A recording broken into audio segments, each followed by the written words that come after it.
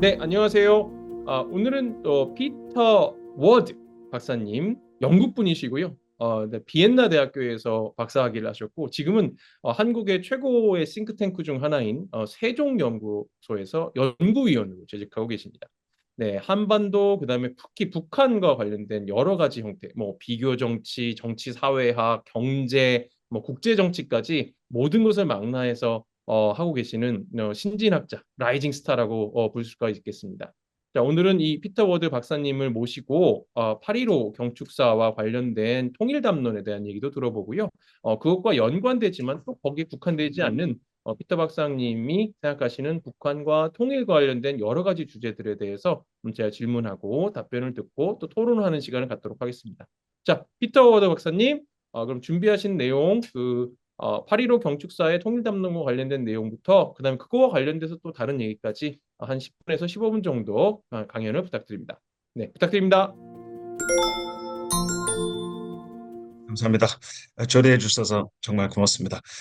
그러면 네, 제가 그 윤석열 대통령 8.15 경축사에 대해서 좀 간략하게 말씀드리겠습니다. 기본적으로 그 정책 방안을 제시하는 것이 아니라 정치적 행보들까지 뭐 많이 섞여 있는 연설이라고 저는 보고 있습니다. 즉 장기적으로 해결해 나가야 하는 국가적인 혹은 국제적인 사안인 통일에 맞게 지속 가능성 있고 초당적 합의까지 될 수 있는 그러한 방안을 제시했다고 보기에는 어렵습니다. 물론 그 저기에 그 연설에 들어가는 내용들은 다 정치적일 뿐이라고 할 수도 없고 일부는 살아남을 것 같지만은 대부분의 그 어조라든가 방안의 그 내용들은 상당히 정치적인 색깔이 좀 강한 것이라고 저는 보고 있었습니다. 정치적 행보로서 뭐 안 좋다는 것이 아니라 대통령께서도 당연히 그 정치인인 만큼 정치적 행보할 수밖에 없는 자리이지 않습니까? 근데 어쨌든 네, 그렇게 보긴 봤습니다.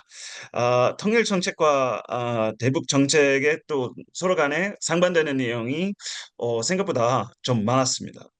또한 여야 간에 일종의 그 갈등 불러일으킬 수 있는 기조도 없지 않았습니다. 반통일 지식인이라든가 또 가짜 뉴스 관련된 언급들은 어떻게 보면 이런 세력이 있을 수도 있고 이런 그 현상이 뭐 가짜 뉴스 지금 뭐 SNS 등으로 인해 가지고 많이 안 좋아진 상황입니다만은 또 한편으로는 이런 가짜 뉴스나 반통일 그 지식인 과연 누굴까 하는 의문을 불러일으킬 수 있는 논의라고 볼 수도 있겠습니다.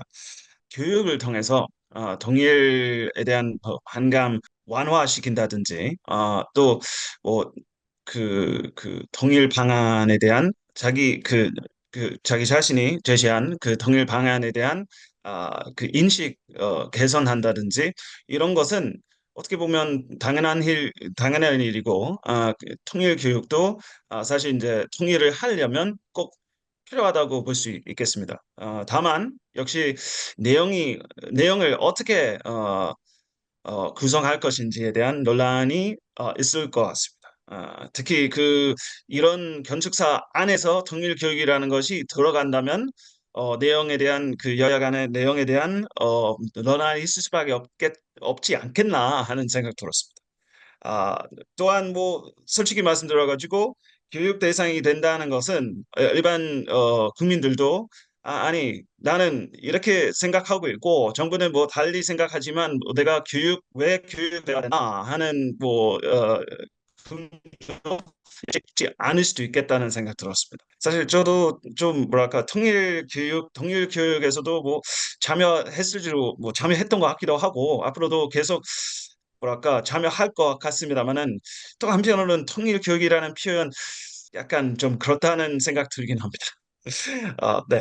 그다음에 북한 당국과 그 대화 협의체 뭐 대화 어떠한 그 새로운 뭐 협의체 같은 것을 설치하겠다면서 어 북한 주민의 정보 접근권을 확대하겠다는 것은 서로 간에 상당히 많이 상반되는 내용이라고 봅니다. 사실 많은 분들이 좀 이렇게 생각하실 수도 있고 저도 북한 주민들의 그 정보 접근권을 확대해 나가야지 북한의 인권 유린 문제도 어느 정도 해소될 수 있고 또 그 통일 한반도의 기반을 마련하는데도 중요하다고 이렇게 생각할 수도 있지만은 공개석상에서 이렇게 말씀하면서 아, 북한과 계속해서 대화하겠다는 것은 결국 양자택일일 것 같습니다. 그다음에 인권에 대한 그 북한 인권에 대한 국제적 연대를 강화하고 인권 실태에 대해서 잘 알리려고 한다는 것은 북한 인권 유린 문제, 실상이 매우 심각하다고 널리 알려져 있고, 사실 논란이 없죠. 그러니까 대화하려면은 이 부분을 강조하지 않고, 계속해서 다뤄야 되겠지만, 대화하려면은 이 부분 앞세우는 것이 아니라는 거죠. 그래서 대화보다 인권 유린 고발, 그 정보권 접근 확대 이 부분은 사실 역점이라고 보고 그 대화나 병화 등 이런 부분들은 사실 그냥 정책의 중요한 부분이 아니라고 봅니다. 이 정도 발표 마치겠습니다. 예, 감사합니다.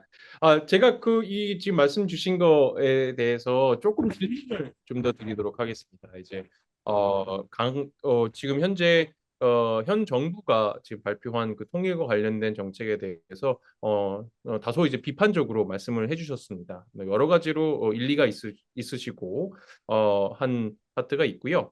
거기에 대해서 좀 제가 조금 더 좀 심화 질문을 좀 더 드리고 싶습니다. 첫 번째 제일 중요한 질문은 우리 피터 워드 박사님께서 말씀해 주셨듯이, 그러니까 이 소위 말해 한국의 진보 정치 세력과 그 보수 정치 세력, 어떻게 보면 또 중도 정치 세력들이 있죠. 자, 이런 형태의 이 나눠져 있는 이 통일과 북한과 관련된 이 시각차와 어떻게 보면 이데올로기라고 부를 수 있는, 어떻게 보면 정체성이라고도 부를 수 있는 이 문제가 상당히 이제 첨예하게 충돌을 합니다.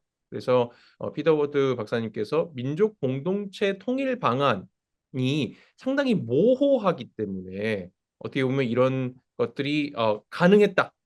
실질적으로 1단계가 성취된 것은 아니지만 그래도 유지라도 가능했던 것은 그 모호함 때문이다라고 말씀을 해주셨어요. 그렇다면은 이쪽 진보 세력 아니면 보수 세력, 진보 세력 이 양쪽이 초당적으로 bipartisan 통일 방안이라든지 정책을 만들 수 있는 여건이나 조건이나 이런 것들은 어떤 게 있을 것 같으신가요? 되게 중요한 질문입니다. 네. 제가 보기에는 그 평화가 우선적인 그 테마가 돼야 되지 않겠어요? 여야 간의 그 전쟁 다시 발발되면 안 되고 남북 평화를 청착할 수 있게 기반 마련해야 한다는 그런 명제가 일종의 그 초당적인 합의가 될 수 있지 않을까 하는 생각입니다. 그뿐만 아니고 또 국제적인 차원에서 미국이든 중국이든 일본이든 러시아든 한반도에서 다시 전쟁이 일어나면 안 되는 그런 명제부터 합의될 수 있지 않을까. 그런 생각 듭니다. 근데 그런 맥락에서 지금 어떻게 보면 그 한반도를 둘러싼 대한민국과 조선민주주의인민공화국을 둘러싼 주변에 있는 국가를 잠깐 언급해 주셨는데, 자, 지금 이번에 윤석열 정부에서 얘기하고 있는 그 통일 독트린을 소위 말해 그 서구 자유민주주의 국가들이죠. 일본 또는 미국 또는 이제 우리 EU 말씀하신 영국이라든지 프랑스, 이탈리아 이런 국가들이 보기에는 이 현재 말씀하시는 그 지금 윤석열 정부에서 발표한 그 독트린에 대해서 어떻게 평가할지, 또 중국과 러시아와 또 인도 같은 경우에도 중국 러시아와 같지는 않지만 상당히 같은 유사한 형태의 입장을 또 표명할 수도 있을 것 같습니다. 이렇게 좀 나눠서 보게 되면 이 평가가 다를까요? 아니면 똑같을까요?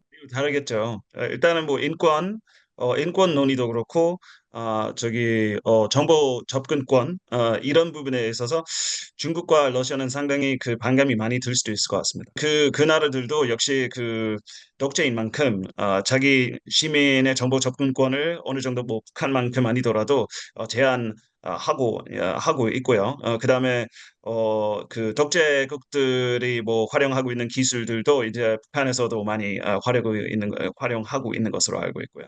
그것과 좀 달리 러시아, 영국, 미국은 이그 인권 유린 실태에 대해서 뭐 고발한다든지 혹은 정보 접근권 확대하는 것은 상당히 그 뭐랄까 환영할 수도 있을 것으로 보이고요. 다만 이제 너무 그 북한 당국에게 자극되는 말이라면 조금 문제 있을 수 있다. 평화 어쨌든 우선시 하기 때문에 너무 이렇게 그 그러니까 북한 당국 김정은 위원장에게 자극될 만한 말을 자제했으면 한다는 점에서 중국과 러시아, 영국, 미국 좀 합의된 사안일 수도 있습니다. 음, 또한 이 통일에 대해서는 솔직히 이게 나라 간의 이견이 있을 수도 있지만은 기본적으로 거의 모든 나라들은 통일되는 과정에서 폭력이라든가 전쟁 이런 그 사태가 벌어질 수 있기 때문에 현상 유지 조금 더 그 편할 수도 있죠. 찬성까지 아니더라도 편하게 현상 유지는 편이하다 이렇게 볼 수도 있겠습니다. 정보 접근권과 관련된 그 논의가 이제 완전히 이제 확산되고 어떻게 보면은 그 주류 메인스트림의 논의로 나온 것 같습니다. 그러니까 현 정부에서 이것에 대해 공언을 한 점은 이 정보 접근권이라는 것이 한국에 있는 국민들, 시민들, 엘리트들뿐만 아니라 그다음에 그 외국에서 한국이나 아니면 북한을 같이 보고 있는 통일 문제를 보고 있는 사람들에게 인식시켜줬다는 측면에서는 또 장점이 있을 수는 있는데요. 근데 실질적으로 이것을 공개적으로 이렇게 드러내놓고 얘기를 하게 되면은 뭐 우리 피터 워드 교수님 말씀하신 것처럼 북한 정권에서는 김정은 정권에서는 받아들이기가 쉽지 않다라는 건 어떻게 보면 약간 상식적으로도 이해가 갑니다. 그렇다면 정보 접근권을 확대해야 된다는 것은 그러니까 한국 정부가 어떤 형태, 뭐 보수가 됐던 진보가 됐던 뭐 북한을 어떠한 형태로든지 자극한다라고 보려는 그런 것뿐만 아니라 그 어떻게 보면 그냥 필요하잖아요. 사람들에게. 그러니까 그러면 정말 이 정보 접근권을 북한 시민들에게, 그러니까 북한 용어로 하면 인민들에게 조금 더 확대하기 위해서는 어떠한 형태의 뭐 한국뿐만 아니라 뭐 NGO도 마찬가지고 아니면 다른 국가 정부들도 마찬가지고 어떻게 보면 중국이나 러시아가 될 수도 있겠죠. 그런 국가들이 어떻게 해야지 이 정보 접근권을 조금 더 확대시켜서 북한 시민들이 정보에 대한 그런 인식과 그다음에 좀 더 다른 바깥의 세상에 대해서 좀 더 학습을 하고 이해할 수 있는 그런 계기가 될 수 있을지도 궁금합니다. 미국과 한국 보수 정치인들에게 가장 논란될 수 없는 부분부터 시작하자면 라디오, 몰래 뭐 USB라든가 다른 전자 매체를 북한으로 유입시키는 것 이런 것들은 가장 논란이 없고 합의된 그러니까 미국과 그 한국 보수 진영에게 합의된 내용이라고 볼 수 있겠습니다.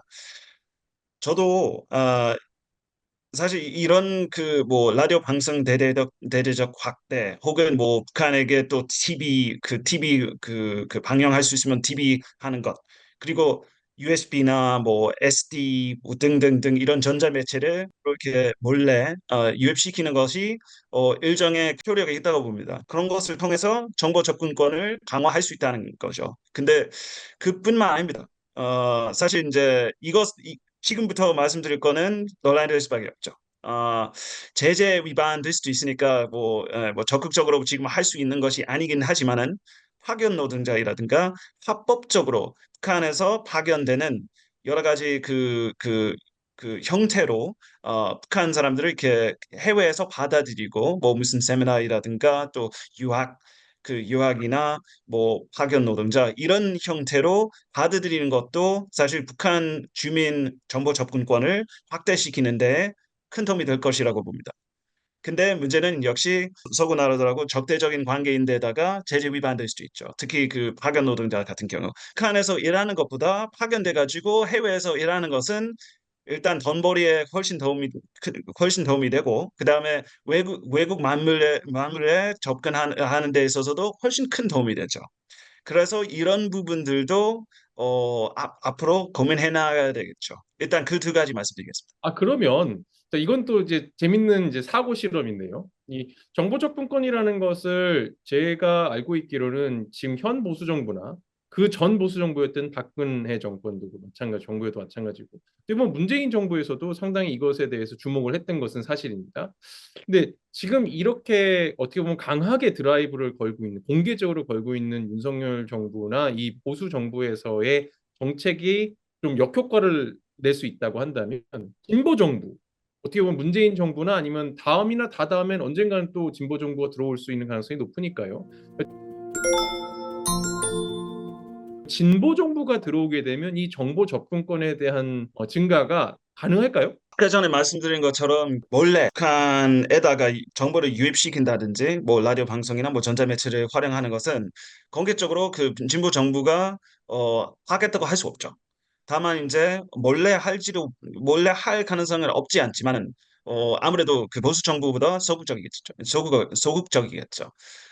제재 위반 아니라면은 또 미국과 그 서구 그 나라들은 안 좋게 생각하지 않을 경우에는 진보 정부에서 그 재원 조달이라든가 그 북한 사람들이 해외로 파견되는 것을 격려할 수 있죠. 알겠습니다.